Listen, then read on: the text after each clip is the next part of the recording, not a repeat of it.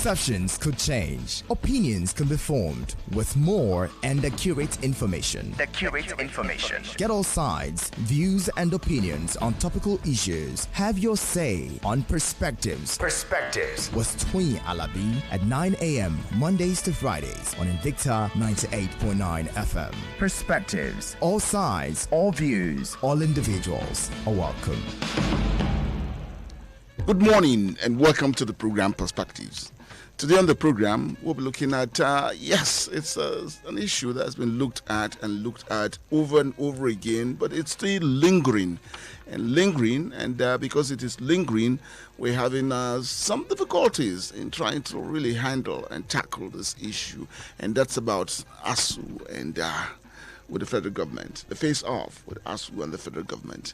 Well, it's still staying with us because after the meetings held, ASUU has still not, come to terms with proposals from the federal government. It's saying that government has not met its demands, and so it would continue with the strike.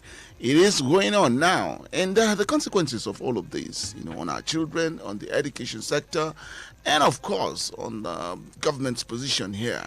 Now, the shocking and surprising thing about it all is that, yes, more than any other time, the campaigns, for elections 2023 is up and on fire. It is hot all over, and that seems to be the concern of everyone. But what about this key sector? This key sector that we may, look at for human capacity as we talk about it, and that's the education sector. What is going on? Our children are back home. Some of the lecturers too, one thing going for the lecturers too is that they have their children all involved in this and they're back home. So what is it that government cannot look at, meeting payments or demands of ASUU or coming to terms with how, we would give, this room and give that room so that this issue can be resolved. Now, another shocking thing and interesting thing about it all is that, on government, the children would say, and ASUU would say that most of these, policymakers do not have their children in our universities, not in public universities. Private universities, okay, or with other institutions outside the country. And that's why this nonchalant attitude to, resolving this issue. Some again would say that the education sector is completely in a mess and needs, to be looked into. And again, that our public universities do not compete, cannot compete favorably with their, peers outside the country. So this goes on. But the records that we know about Nigerian universities way back is that it was one place that it just did not need, to get, tutorship too when applied abroad. Because it was said, the universities from Nigeria were said to be very, very sound. But now with your degree, you go to other climes to work, and they have to subject you or put you through tests and all of that. So the degrees this time, some people would say, are just not, not it again. We'll be looking at it, why government is showing this, this face-off is still going on, and why campaigns, would go on in this situation where our children are back home, and also look at the consequences of it, that those children, because they are back home, they get involved, they indulge, and all of this could have consequences on a nation. This morning I'll be doing long distance call to Owerri, where I'll be talking with Chief Fidel Oyeneke. He's a public affairs analyst, a media consultant, and a media, commentator on national and international matters. Chief Fidel Oyeneke, good morning. Glad to have you with us this morning. Yeah, good morning, our dear listener. It's a pleasure being with you this morning. Happy New Week. Thank you. Yes, I won't take too much of your time, Chief, but again, the time that you can give to us. Yeah, I just gave a background there about what is happening, the situation with ASUU, the lecturers, the students involved, and the government too. That, yes, campaigns are on, and nothing that we talk about these days than, the elections, that's coming up 2023, and our children are back home, and we don't know when they'll go back to school. It's not the first time that, ASUU and government are having a face-off. But this one is prolonged and is lingering, and it could come with consequences too. What are the thoughts here? Well, thank you very much. First of all, I think we are toying with education in this country and, of course, in this part of the world. And it's really regrettable. You see, what is happening with the university system is such that everybody, all right-thinking persons will be wondering whether Nigerians are really interested in ensuring that our children acquire the necessary education. Okay, come to think of it, we have universities, of course, scattered all over the country. Problem now remains equipping these universities up to standards, making them work, making them perform as expected, making them compete favorably with other universities and similar institutions in other parts of the world. That is the concern of everybody. But then in expressing this concern also, we appreciate the stand of ASUU, in other words, the university lecturers, who are saying that, look, give us money, let us equip our institutions to standard and so on.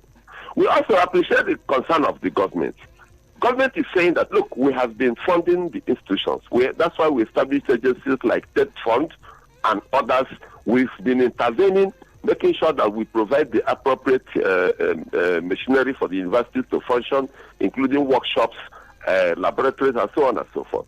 We also have the parents who are interested in making sure that the students, our children go to school, that they go to qualified schools. Then we also appreciate the challenge of not having the expected money, probably to send an average Nigerian sending a child abroad for studies, where he's supposed to pay with hard currency and so on. And also even sending some children to the private universities within the country. The point I'm making is that considering all these circumstances, so many factors are now responsible for what our students are passing through, and which of course is affecting the parents negatively. Any right-thinking person in Nigeria who tells you that he or she is happy over the fact that our children are still staying at home, that person must be deceiving himself or herself. But everything we are doing must have human sense. ASUU said, federal government, please give us money. Give us this particular amount, all aimed at making sure that the appropriate facilities are provided. And in addition to that, universities, that they should have their own UTAS or whatever, their own type of salary scheme, which is different from the IPACE system that the federal government adopted. Okay, federal government, yes, you are the employers of most of the teachers, or you are the employers of the teachers of these universities. You've given them a condition. And they are saying, no, it does not meet our standards. We are not supposed to be on IPACE.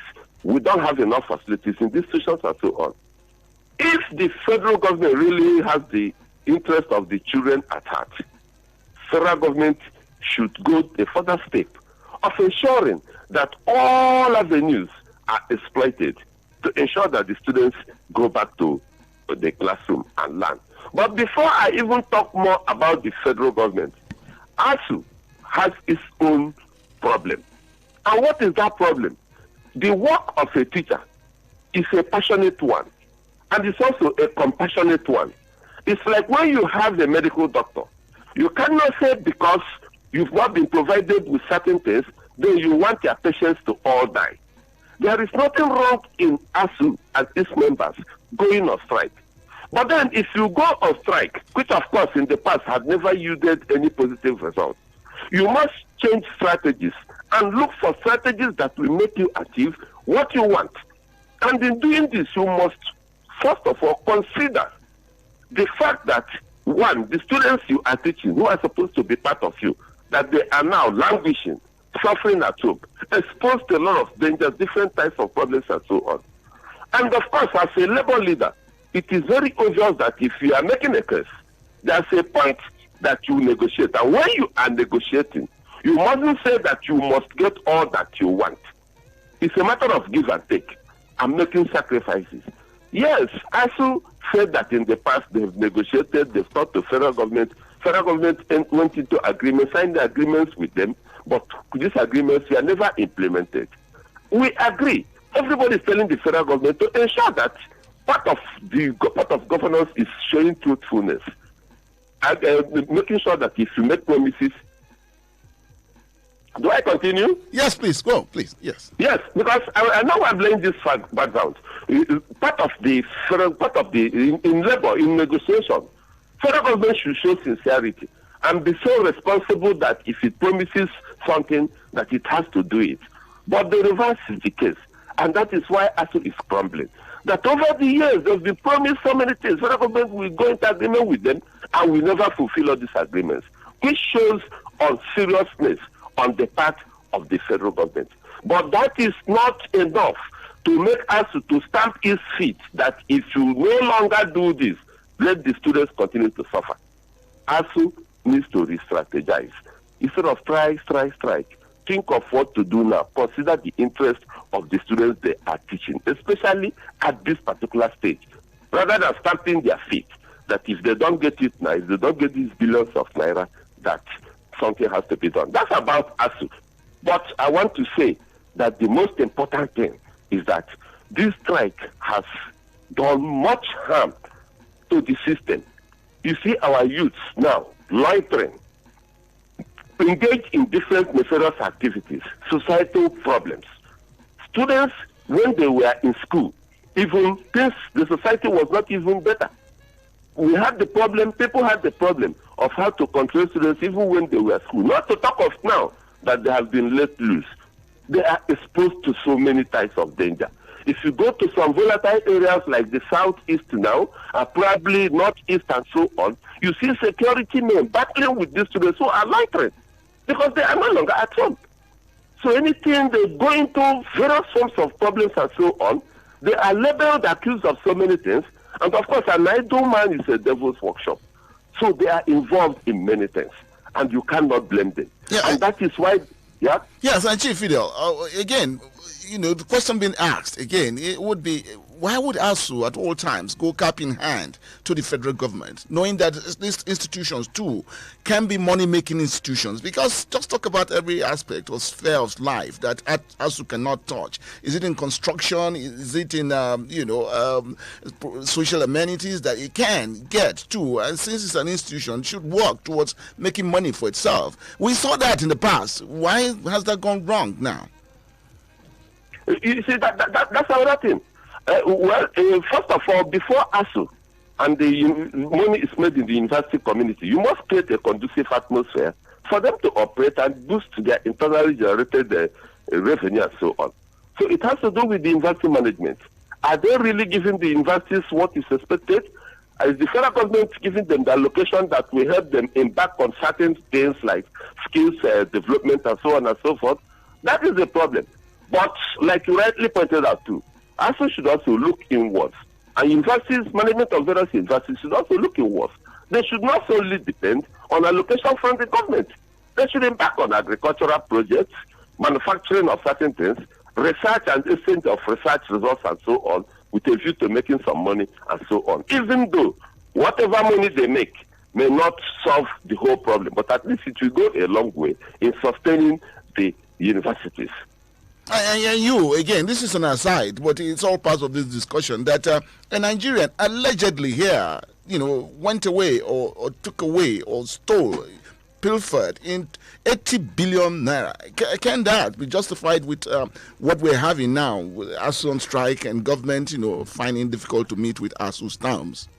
It did not start today. We've always had these cases of embezzlement, corruption.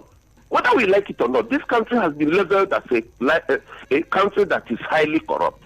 And that was why everybody was very happy when this administration came on board and said that the fight against corruption was going to be its mantra.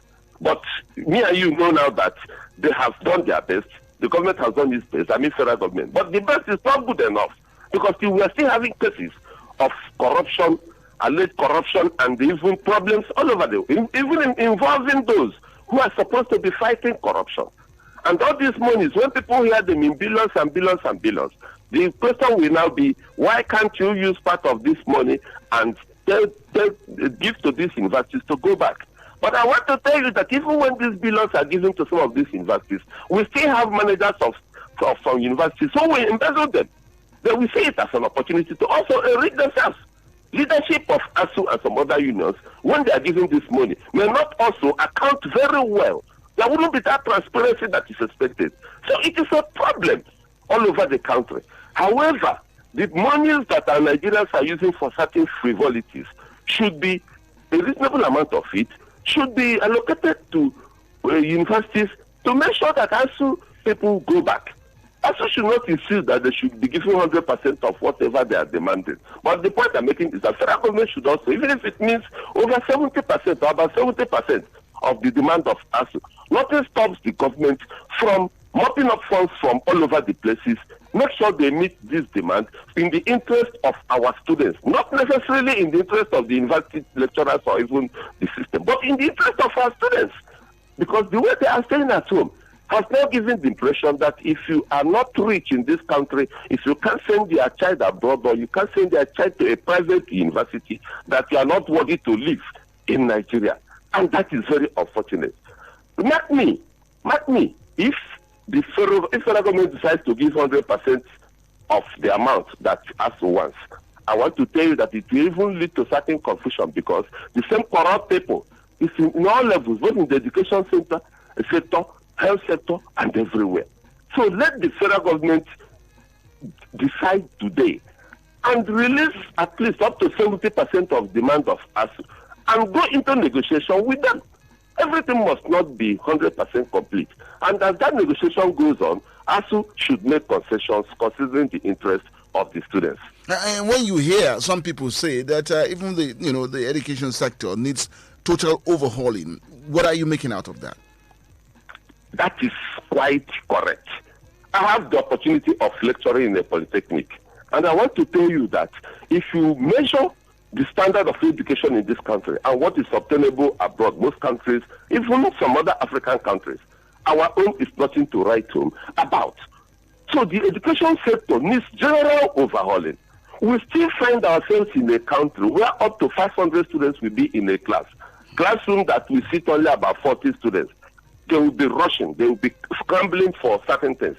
We still have an educational system where the lecturers are only interested in making sure that they sell their textbooks and so on and so forth. We still have an educational system where some vice chancellors and even rectors and heads of institutions are interested in enriching themselves and not knowledge they will impact to the country. We have an educational system where the budget of the country, much amount is not devoted to the education sector, even as stipulated by the United Nations and other world organizations. And we have a country where even when these monies are released, they don't get to the right places in the institutions. And they're not even used to improve the laboratories, the libraries, workshops, and so on. So that is the brain of the Nigerian education system. And it is really unfortunate. The institutions are referred to as the ivory towers, and these are institutions where we expect to get think tanks, people that will bring up for industrialization, and of course where we can have the manpower that can develop and move the nation forward. But it is at this level where it is now, where Nigerian graduates are said to be, institutions are said to be like glorified primary schools or secondary schools. That's the level. And then the graduates too, what we get with them, some of them cannot in any way compare to even very serious private institutions. I'm talking at secondary level too. And so the rot that we see in our institutions today, corruption and everything, that again another searchlight should be put on our institutions, find out where the problem is and take away those problems. So I'm also looking at 2023, because again we're expecting a new government in, and so would that not be a burden too for the new government about some of the things it may carry over into 2023? Let me tell you, the education sector has collapsed in this country. And as far as we are concerned, our education system has become one of the worst in Africa. Don't ask me the standards, how I measured it and so on, but it is very, very obvious, starting from the primary level. If you go to the primary schools, let me briefly talk about the primary schools. If you go to the primary level, most of the government-owned institutions are like poultry. You have a situation where children still sit under the trees and learn. Even when they have roofs, leaking roofs, when it starts raining, you see children not battling with rain and flood. We have a situation where teachers at that particular level can't even speak correct grammar. And when they teach, even those who are trained and so on, they don't have the facilities to teach the students, both visual and audiovisual and other facilities to teach. Worst is even the private schools that engage people, school site holders, and those who don't have any iota of knowledge of education, and they pay them 5,000, 10,000, 20,000 per month, and ask them to teach children at the primary level. You cannot give what you don't have. Now you go to our secondary schools, the situation is almost the same. Go to the rural areas. Don't think of schools that are in Kaduna, towns like probably Kaduna, Abuja, Owerri, and so on. Go to the rural areas and find out the type of secondary schools that we have. A situation where even when they are writing school stats, you see people, teachers, even trying to aid students to pass because nothing was taught. Even the teachers who taught you may not even understand what they are teaching. Now you go to the institutions of higher learning. That is what they are focused. Our aim today. After all these strikes, students are just graduated.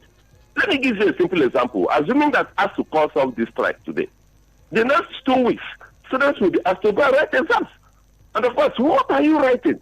Something you didn't learn. Did you refresh your brain and so on? And then tomorrow they are turned out as graduates. Those in the private institutions, private universities are not even helping matters because the standard is not as expected. So education sector in this country is being bastardized, and the people are watching. The whole world is watching. That is why if you are a graduate of a Nigerian university now, probably you say that you studied medicine, you studied engineering, you studied even mass communication. By the time you go abroad to practice, they subject you. They subject you to another training. It may at times it may not be less than 6 months or even 1 year before you are accepted as a graduate. That is humiliation. That is intimidation. And we caused it because we neglected the education sector in this country. The new government, whoever will be the new president and leaders of this country, must address this issue. If they don't address it, it will continue to linger. In fact, ASUU and other unions of the various institutions should concentrate on a position paper that they will tell the federal government, the new government, incoming administrations, even at state level and the federal level, that look, this is what we have. This is what we need in order to make the education sector work. ASUU should be worried about all these problems.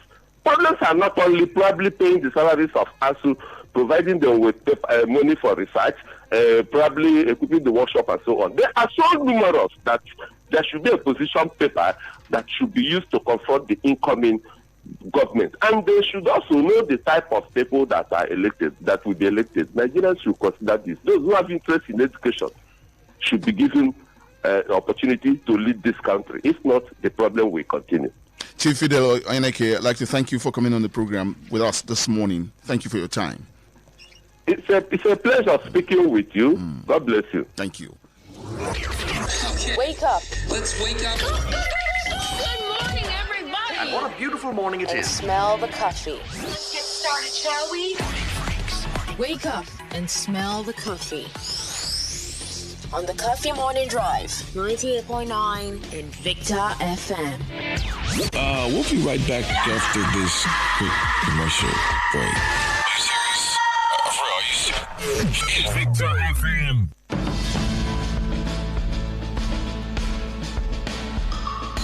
Perceptions could change. Opinions can be formed with more and accurate information.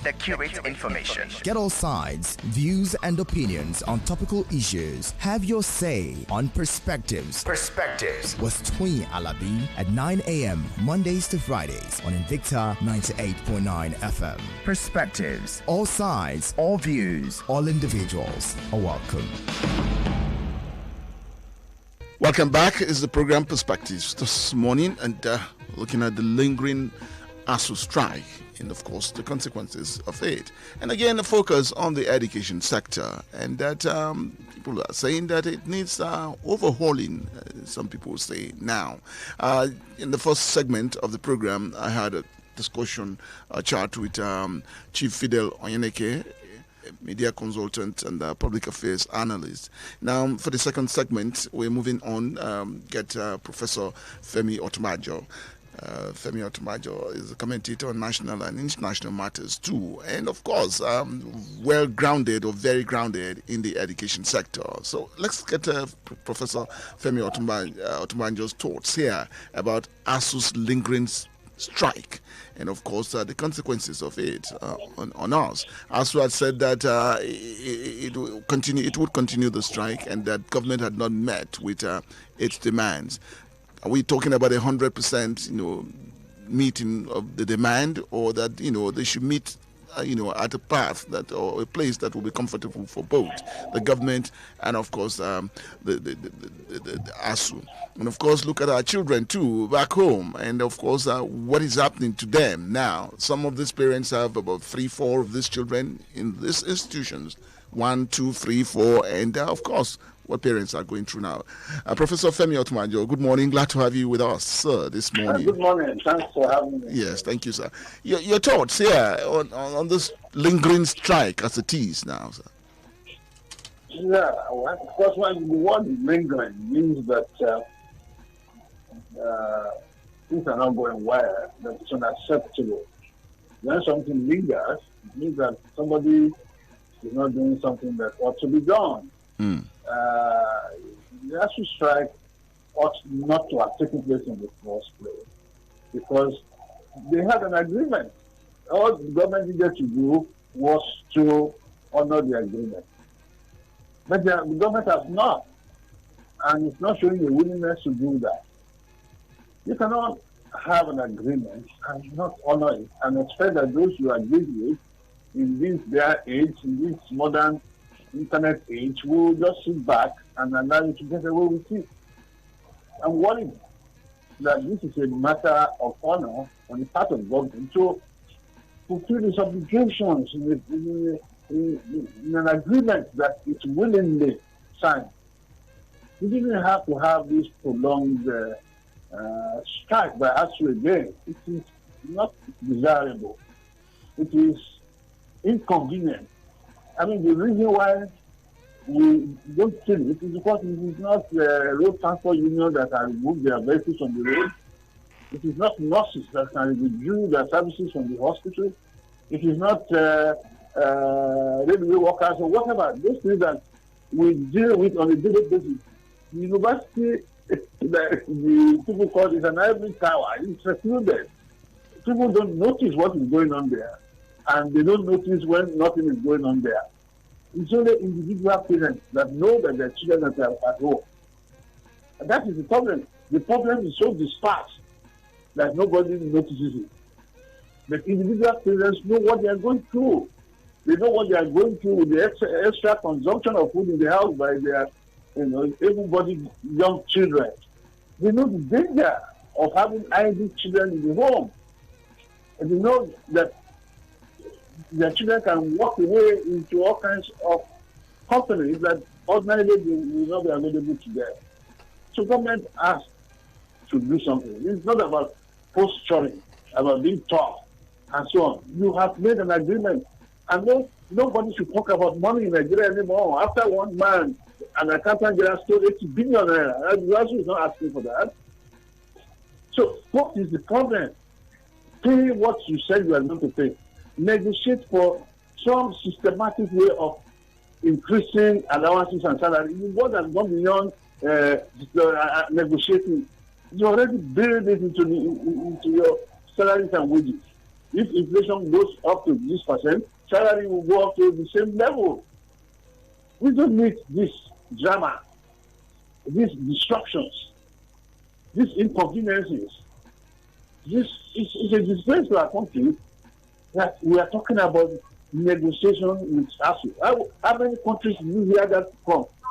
How many countries have ASUU, university union that goes on strike almost regular? And that's because of the government. It is our government that creates the problem. It's not that ASUU is pathologically disposed to strike. Because our governments don't listen. They don't do things when they ought to do it. People take Nigerians for granted. Nigerians are taken for granted. We are insulted on a daily basis by what we do. Monies are taken from our system. Nobody gets punished. And our ministers do what they like. That's why our ministers can have their country to leave their offices and say they want to be president and be paying 100 million. That is the country which we're a country of absurdity. And ASUU, the treatment of ASUU is just part of the absurdity.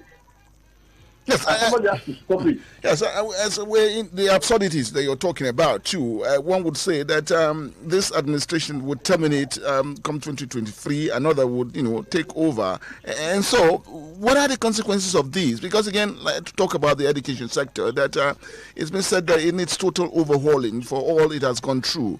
And again, for ASUU, ASUU has said that government has not in any way met with its demands, that were agreed on. But let's talk about even those handlers, so to say, and meeting with ASUU and all of that. That people are saying that because government or the policymakers do not have their children in these public institutions, so not much attention is given to how to tackle this matter. There are private universities that are outside countries. That's surely part of the psychology of those who are negotiating with us. We have got to a stage where we must ask those who are negotiating with us to declare where their children are. Because if your children are in Nigerian universities, you will not want them to stay one day longer at home. But the truth of the matter is that we are living right now in an absurd country where everything goes. That's what is happening. Everything goes. And as the problem is just one aspect of the kind of country in which we live, where nothing is right now is working. We are talking of banditry. We are talking of kidnapping, of Kaduna Road not being secure, in spite of every talk. We are talking about terrorism. We are talking of all kinds of manners of breakdowns. So we need to address governance and tighten governance. It's about governance, about how you respond, how you manage situations. One bad situation will generate another. It's problems are dominoes. If people are getting away with banditry, others will get away with kidnapping. They will get away with ritual killing, and so on. So if you don't arrest the problem at the epicenter, everything will disperse to all the parts of the system and the country. Somebody has to sit up. In terms of ranking too, that Nigerian universities have not in the space of talking about even African countries, not to talk about what we find outside Africa, outside the continent. That this is all goes to tell about the products from our universities that they're not in any way can rank or meet up with their peers in other parts of the world. Yeah, well, look, our universities are increasingly being dismissed as not being worth it. Because I understand the British just put out an advert for special visas for undergraduates of the university, excluding Nigeria. Nigeria has some of the best universities in Africa, some of the best facilities, but we do not have a dependable timetable. Our sessions are unpredictable, except for the private universities, many of which are not really well staffed or able to stand up to the challenge, because it requires massive sums of money to have the kind of facilities you have in the University of Ibadan. Very few private universities can do it. So you find that our universities are generally being downgraded in the world. Downgraded. I went from a BA of the University of Ife in those days to directly to a PhD program in the University of Cardiff in the UK. Straight away, nobody questioned, nobody asked me. My BA in Ife was as good as a BA in Cambridge. And today, you are asked, you cannot even go. You have to take many exams. They have to test your English. They have to test. Nobody tested my English when I was going to university abroad. Because it was assumed that somebody from the Nigerian university will be speaking good English, will be writing good English, and that was the situation. Today, you can't trust, nobody trusts our degree, because you don't even know when we get it.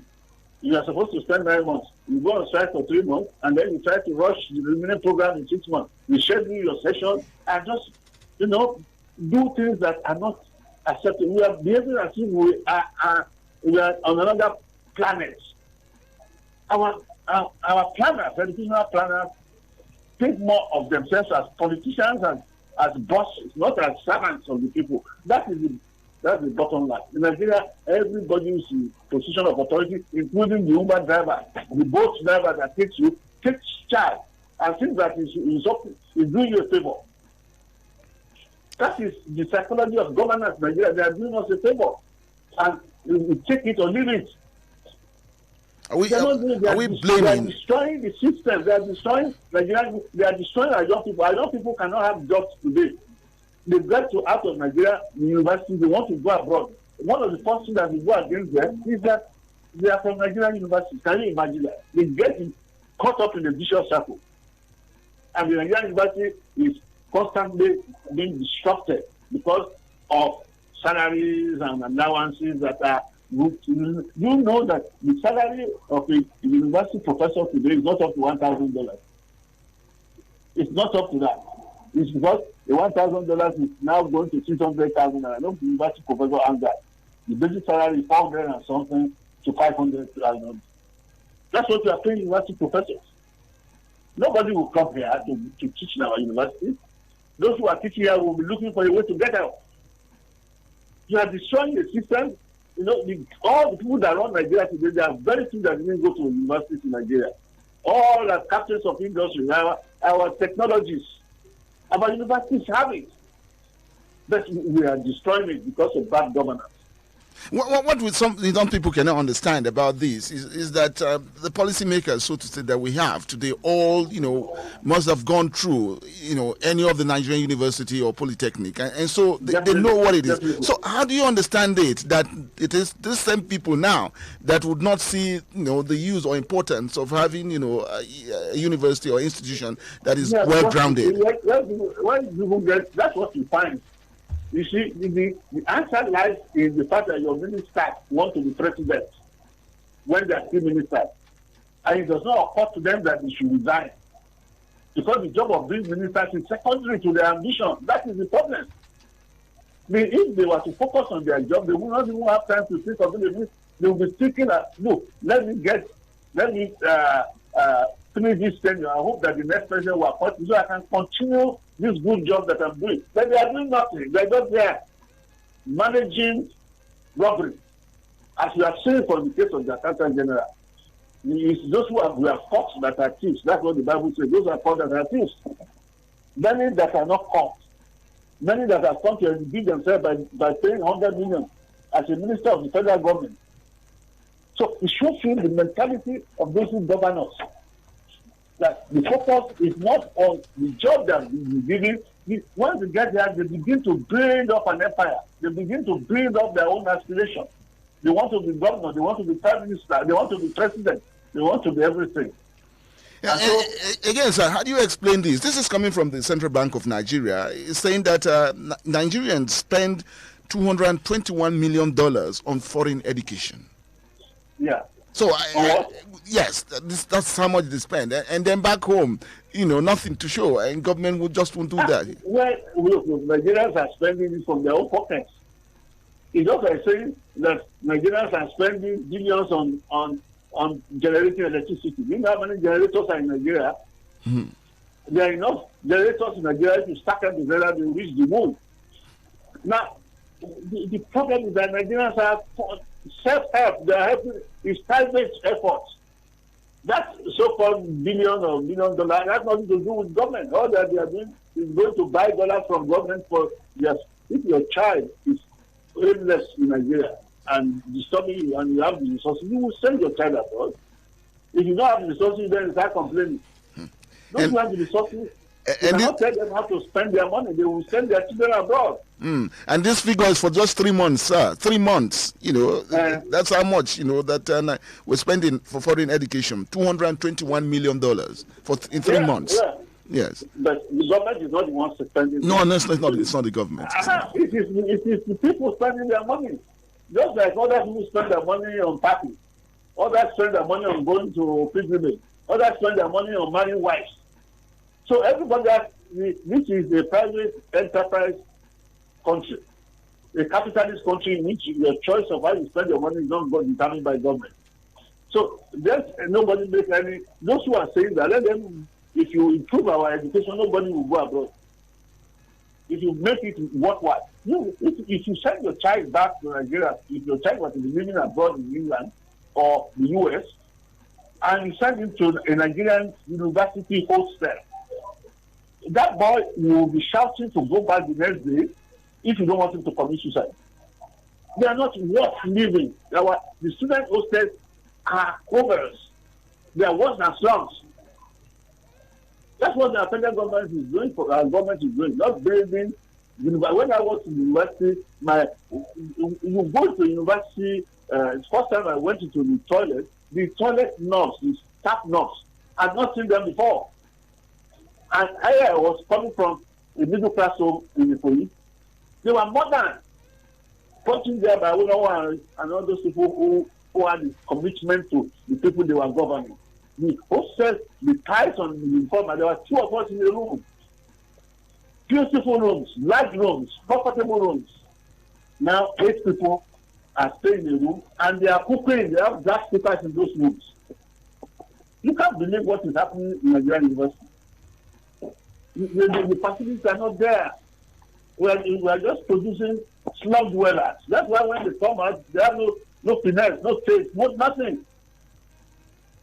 And people are all over the place riding armored vehicles and living in palaces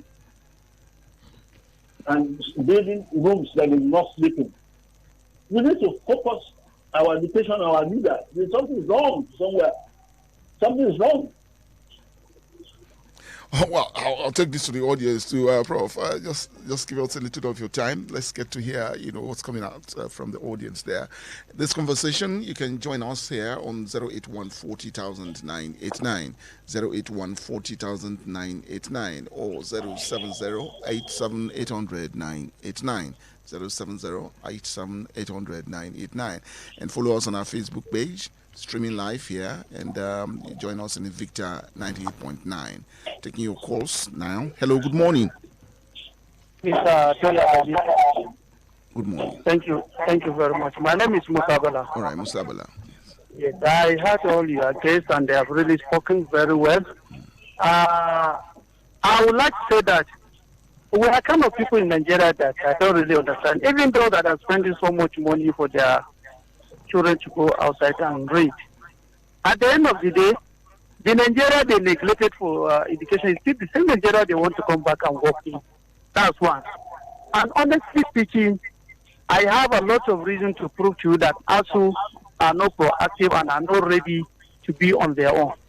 You can go to so many universities now.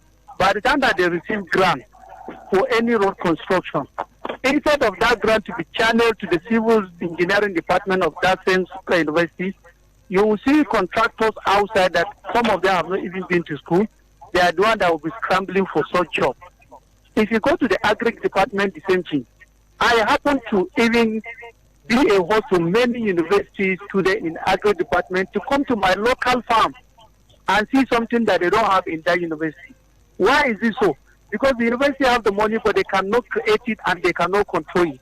So the corruption within the university circle, the lack of initiative within the university circle is one thing that will continue to keep the Nigerian university down until they are proactive and they understand that most of the services people are rendering outside, they are the ones that are supposed to render it.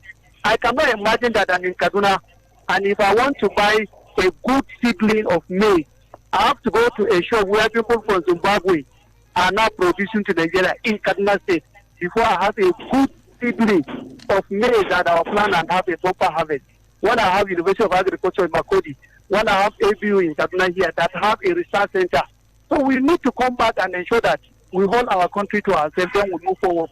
Enough of the blame of the federal government. Let them look at their own problem first and then solve it. By the time they solve it, honestly speaking, federal government have no option than to ensure that the right is done. Thank you very much. Thank you. Quick, let me come back to Professor Femi here with this one. Musabala just called and he said that ASUU is not pro. Can you hear me, Prof? Yes, I can hear you. Yes, that ASUU is not proactive. That yes, well, we also went to school in those days where we knew that universities can generate revenue for themselves and they take works from outside and all of that. But it looks like all that has have gone now. He also said that some of the things that they're doing in the institutions now would not in any way help the institutions. That suddenly our institutions are not there, to generate revenue for themselves and carry out some research, works that they can do through revenues generated from work they did.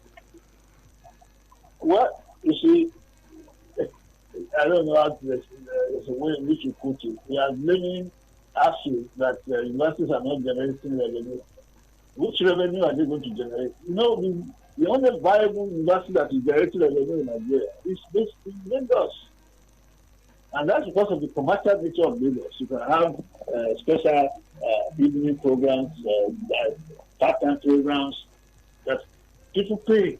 Now, what Lagos shows is that revenue is generated from school fees, from fees. Nigerians do not want to pay fees. No Nigerian parent wants to pay an appropriate fee. That's why you have more private universities in Nigeria today than public universities. The private universities are taking less than 10% of the student population. All those 1.5 million that are taking this gap, less than 100,000 of them will end up in private universities because people do not want to pay. So when you say ASUU is not proactive, if you go and ASUU itself is part of the problem because they do not support school fees. If you start paying school fees, at least 90% of Nigerian students will drop out of school. So the education is a social mobilizing instrument. University education is being enjoyed by the poor and the rich alike. That's why private universities are for those who can afford to pay. And is it not an irony here that yes, you go abroad to school and then you still come back to the same society to want to work? Yeah. They go back to why not? A lot of us studied abroad and a PhD from abroad. That's the way it is. University education is universal, as the name implies. It's supposed to be universal education, which is anywhere you get it, you can work anywhere else. If I get my degree in Australia, my curriculum will be so that I can work as a doctor, as a lawyer, anywhere in the world. If I get it in ASUU, I can just say. In that same society that neglected, that educational sector. Yeah, it's our society. You know that in spite of the neglect, our academic curriculum remains very strong. The National University Commission does not leave universities alone. They are always doing accreditation and ensuring that our curriculum is at par with the rest of the world. So the professional technical part of education is being done by those who are educated. What they are asking government to do is to pay. And if government is not going to pay, how do you persuade the people to pay? If you open, for example, the University of ASUU to fees today, and people are paying appropriate fees, the university does not need government. It will not need government because it will generate its own resources. It will you pay appropriately for it's like if you are going to England, you want to go to an English university now, the least you can get is £20,000. On top of which, you are going to have to pay your own accommodation and everything. You need schools and school fees, transportation, you need another £10,000. So you need £30,000 to go to a university in Britain. You are talking about how many million? We are talking about 15 million naira a year. But that's not what we are doing here. Okay, Prof, let me just squeeze. Almost nothing for accommodation. Let's just squeeze this in. We're getting people, talking to us on our Facebook page. Let's get across to you. Yes, Joe.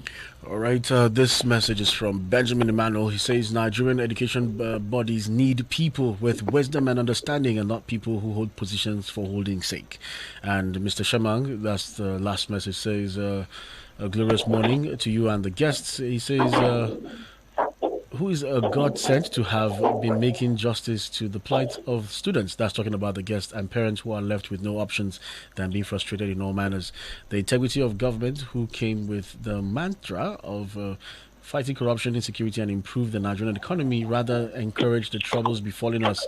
So can't those that supposed to be in universities not turn to nuisance for Christ's sake? He says it's only God that will rescue our damning predicament in our education. I think that's the last message there. Okay. All right. Okay. I'll squeeze in this one call and then let's come back to Prof. Hello. Good morning. Hello, Daniel. Good morning. Regards to your guest. Yes. Yes, our guest. The most painful thing that is baffling me is that these people that have collapsed the education in this country now are the ones that have enjoyed the free education. They eat free, they do everything free. During their time, government close them. They pay for their transport, but now they don't have any shame to even redeem part of this image. This thing is very painful. Thank you. Thank you. All right, Prof, last words here. One of the callers just said that it's so shocking and painful that those that enjoyed, education when it was very up there and very good in Nigeria are the ones now seem to be, unconcerned about what is happening. They say it's so very painful. It's a pity. That's what you get in politics of power. Even when you have good ideas, you don't have the power to implement it. I'm not sure that it's fair to blame anybody as deliberate. It's just that our government has strong power. We shall be prioritized. I think education should be and health should be at the top of our priority. But we are not put them there. Because our leaders are sending their children to university, they don't care. So, unfortunately, some of those people that enjoy, people like us who have the benefit of good universities, still want good universities, good secondary school, good primary school, but you cannot get it because those who are controlling the levels of power don't care. The effective power is not in everybody's hands, in spite of the appearance. Effective power is in the hands of the few. And how we distribute our powers will determine how Nigerian proceeds. Right now, we are doing it very poorly. So that's unfortunate. No. It's unfortunate. But right. Now appears that those who benefited from the subsidies of the past are the ones who are making us difficult for others. Professor Femi, I'd like to thank you so very much for coming on the program with us this morning. Yes. Thank you. All right. Have a good day. Thank you, Prof. And that would just be about the size of it on the program Perspectives this morning. On the second segment, we had Professor Femi Otunabajo, a professor of political science, a public affairs consultant too, sharing thoughts with us about, this face-off that ASUU and government is going through. The first segment, it was Chief Fidel Oyeneke, all the way from Owerri, that shared his thoughts with us here too. And just like one of the callers, just said, that God give us leaders of wisdom that will help, solve issues, that challenges that we're going through. Job Daniels, thank you for connecting me with the people this morning. Wisdom, thank you for putting us in the pictures. We'll come back with Perspectives tomorrow. Have a good day.